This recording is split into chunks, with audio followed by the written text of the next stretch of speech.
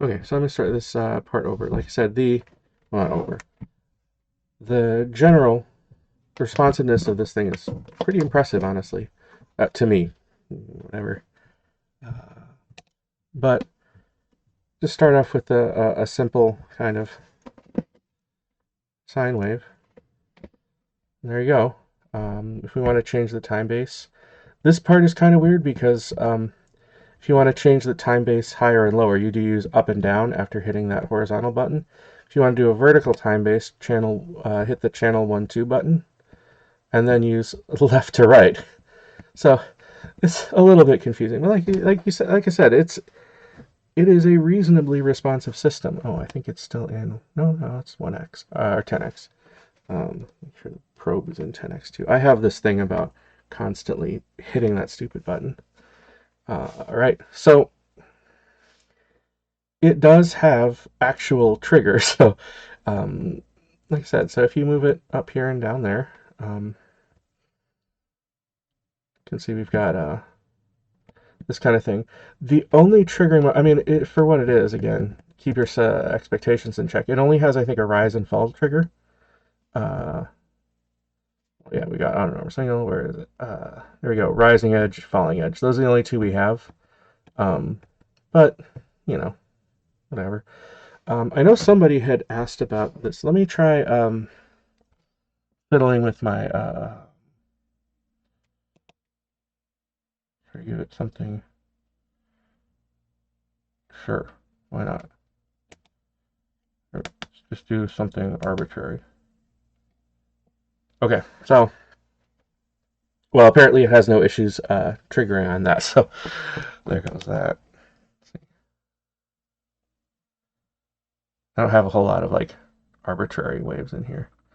Oh, that's right. That was me trying to spell something out. Yeah, these cute little things are fun. But like I said, you can see as I'm changing these forms, it's actually just fine.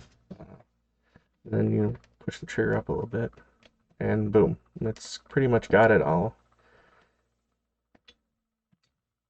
And you can hear it does have an honest to God relay in there, so go figure that. Um, let's see what else. Right. So somebody asked about the auto settings, so I'm just gonna like muck this up. Oh, that's the position. Forgot. Do that, and let's just try auto here.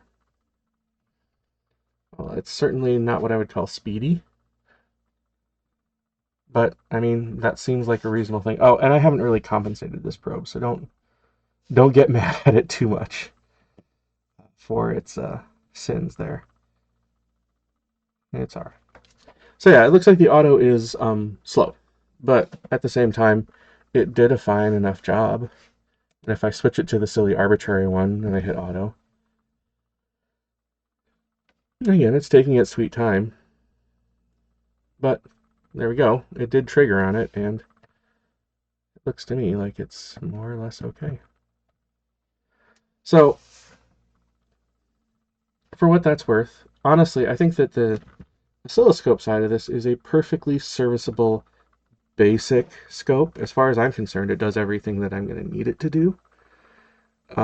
There's sort of the basic system settings of, the off time, the automatic off time, the buzzer, which I've already taken off because, I mean, you really want a buzzer.